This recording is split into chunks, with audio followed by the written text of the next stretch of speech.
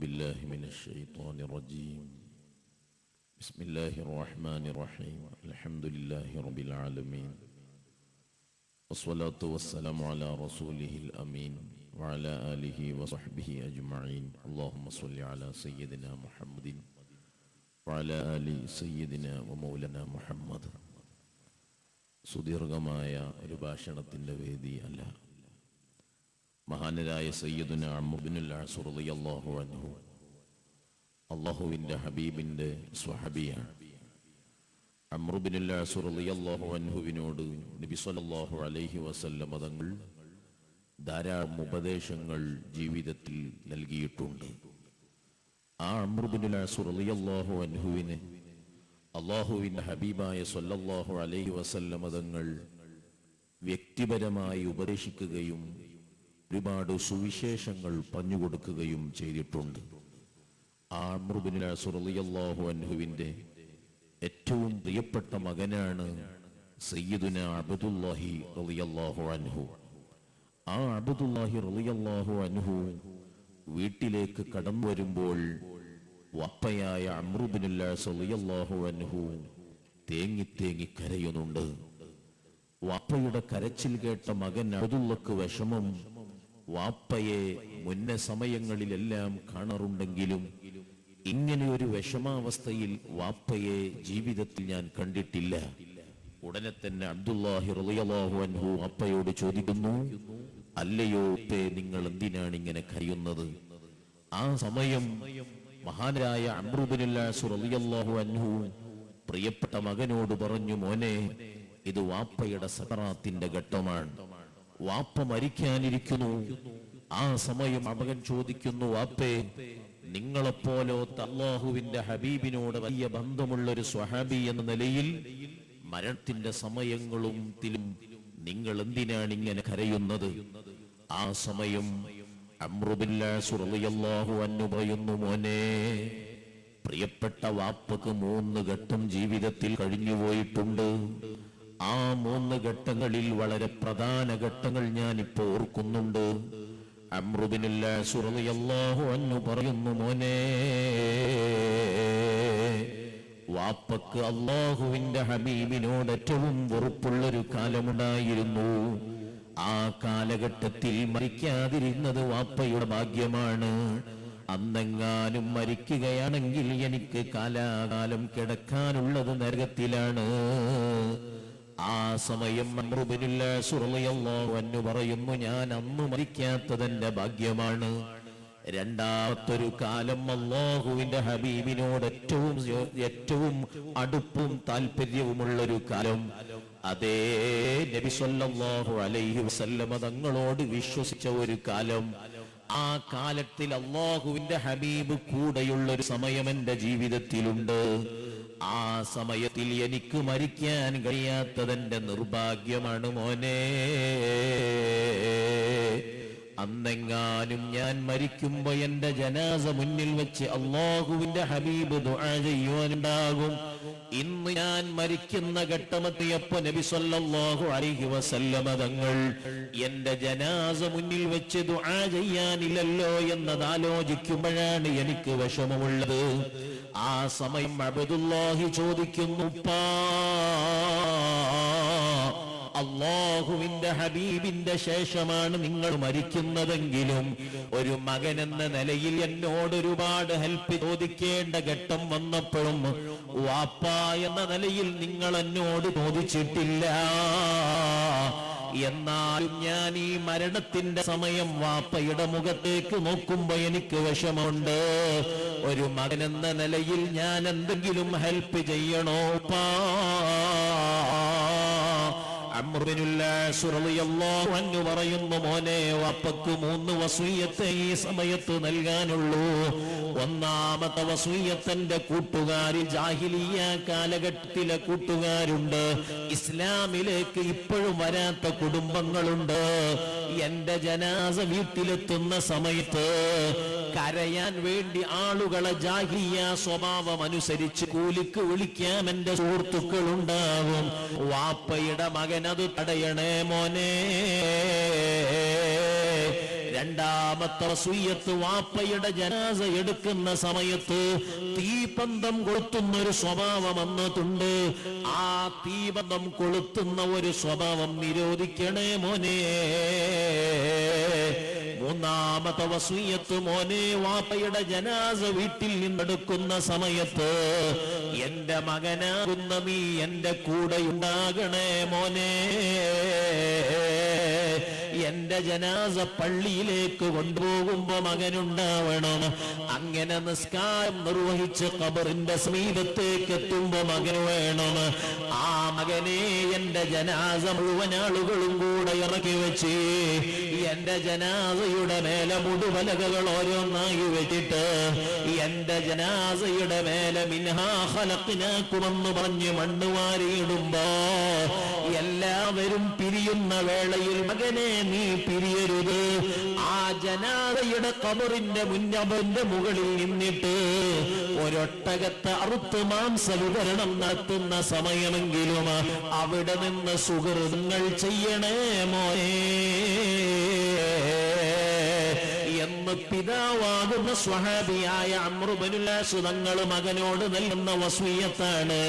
എന്റെ ഈമാനുള്ള ഉമ്മീങ്ങളെ, ഉപ്പമാരെ, ഉമ്മമാരെ, ഒരു ഭൗതിക ലോകത്ത് ജീവിക്കുന്ന സമയത്ത് നമ്മുടെ ആഗ്രഹം എന്റെ ജീവിതത്തിന്റെ ഒരു ഘട്ടങ്ങളിലും എന്റെ മക്കളെ ആശ്രയിച്ച് ജീവിക്കരുതെന്നാണ്. എന്നാൽ നമ്മൾ മരിച്ച് ഖബറിൽ കിടക്കുന്ന സമയത്ത് എന്റെ മക്കളിൽ നിന്ന് എന്തെങ്കിലും കിട്ടണമെന്ന് ആഗ്രഹിക്കുന്ന സമയമാണ്. ഈ സമയത്ത് നമ്മുടെ മദ്രസകൾ പ്രവർത്തനം തുടങ്ങിയ സമയമാണ്. എല്ലാ ക്ലാസുകളിലേക്കും അഡ്മിഷന് വേണ്ടിയുള്ള സമയം. അതുപോലെ പാതി വഴിയിൽ മദ്രസ ഉപേക്ഷിച്ചവർക്ക് ആ മദ്രസയിൽ തുടർന്നു പഠിക്കാനുള്ള സമയം. എന്റെ ഉമ്മ, നാളെ നമ്മളും അംറു ഇബ്നുൽ ആസ് തങ്ങൾ ഖബറിൽ കിടക്കുന്നത് പോലെ കിടക്കേണ്ടവരാണ്. ആ സമയത്ത് എന്റെ ഖബറിന്റെ സമീപത്ത് വന്നിട്ട് ഒരു തെറ്റുകൂടാതെ ഫാത്തിഹ ഓതാനറിയുന്ന ഒരു മകന് എനിക്കുണ്ടോ ഉമ്മ? എന്റെ ഉപ്പമാരെ, നമ്മുടെ തൊട്ടടുത്ത് പള്ളിക്കാടുണ്ട്. ആ പള്ളിക്കാട്ടിൽ എന്റെ ഉപ്പയും ഉമ്മാമയും മരിച്ചു കിടക്കുന്നുണ്ട്.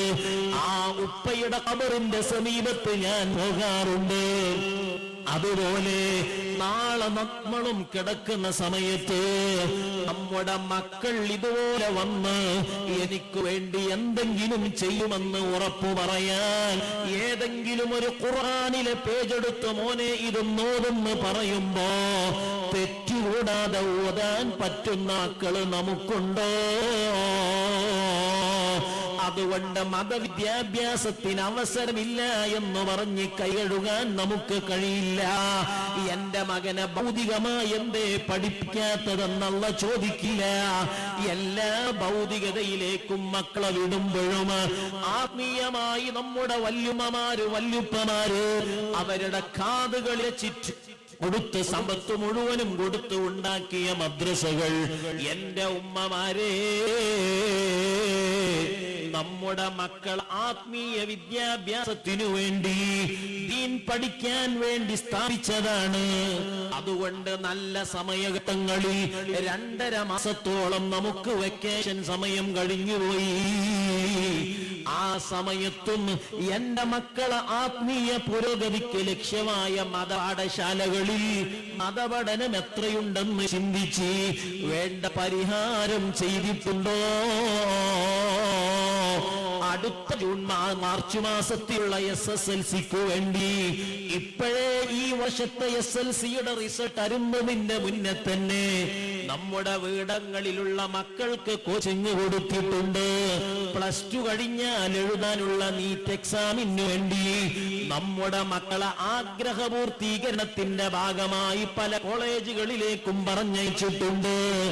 എന്റെ നാട്ടിലെ ഏതെങ്കിലും ഒരു ആലിമിന്റെ സമീപത്ത് കൊണ്ടുപോയി ഇരുത്തിയിട്ട് എന്റെ മക്കൾക്ക് ഖുർആൻ പഠിച്ചോ എന്ന് വിലയിരുത്തി പഠിക്കാനുള്ള സംവിധാനം ഒരുക്കിയിട്ടുണ്ടോ?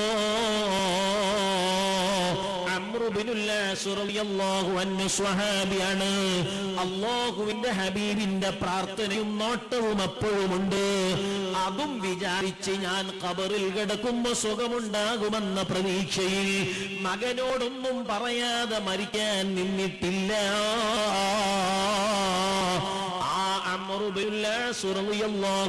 പ്രതീക്ഷിക്കുന്നത് മക്കളുടെ പ്രാർത്ഥനയും അവരുടെ സുഹൃതങ്ങളുടെ ഹദിയയുമാണെങ്കിൽ എന്റെ ഈമാനുള്ള ഉപ്പമാരെ, നമ്മുടെ നാടകങ്ങളിൽ മഹ്ലറയുടെ മജ്ലിസ് നടക്കുന്നു, മറ്റു ദുആ മജ്ലിസുകൾ സംഘടിപ്പിക്കാറുണ്ട്. നമ്മുടെ മദ്രസകളിൽ തന്നെ പല മജ്ലിസും നടക്കുന്നു. ആ മജ്ലിസുകളിലൊക്കെ വരുന്ന ഉമ്മമാർ അല്ലെങ്കിൽ ഉപ്പമാർ 40 45 വയസ്സിനപ്പുറത്തുള്ളവരാണ്. ഈ മഹല്ലത്തിൽ യുവാക്കൾ കുറവായതുകൊണ്ടല്ല, യുവതികൾ കുറവായതുകൊണ്ടല്ല, പുതിയ തലമുറക്ക് ഇങ്ങനെയുള്ള സദസ്സുകളോട് താല്പര്യമില്ല. ഈ താല്പര്യക്കുറവ് മക്കളെ നയിക്കുന്നത് എവിടേക്കാണ്? പുതിയ കാലത്ത് മതം വേണ്ട എന്ന് ചിന്തിക്കുന്ന ആളുകൾ കൂടി വരുന്ന കാലമാ. കുടുംബജീവിതം കൊണ്ട് പ്രത്യേക കാര്യമില്ല എന്ന് ബോധ്യപ്പെട്ടു എന്ന് വിചാരിച്ച് നടക്കുന്ന കാലമാ. എന്റെ ഉമ്മാരേ, നമ്മുടെ മക്കളെ ഈമാൻ നഷ്ടപ്പെടുത്തുന്ന സർവ ക്ലാസുകളും പുറത്തുണ്ട്. നമ്മുടെ മക്കളെ കൈകളിലെ മൊബൈൽ ഫോണുകളിൽ ഒരു ലോക്കങ്ങ് തുറന്നാൽ ഏതെങ്കിലും സോഷ്യൽ മീഡിയകളിലെ ആപ്പ് തുറക്കുന്ന സമയം പലപ്പോഴും നമ്മുടെ മീഡിയകളിലേക്ക് കടന്നു വരുന്നത് ഇസ്ലാമിനെ കൊച്ചാക്കുന്ന വീഡിയോകളാണ്, അതുമായി ബന്ധിച്ച ക്ലാസുകളാണ്. ആത്മീയമായി പിൻബലമില്ലാത്ത മക്കൾ ഈമാൻ നഷ്ടപ്പെട്ട് ജീവിക്കുന്നില്ലേ?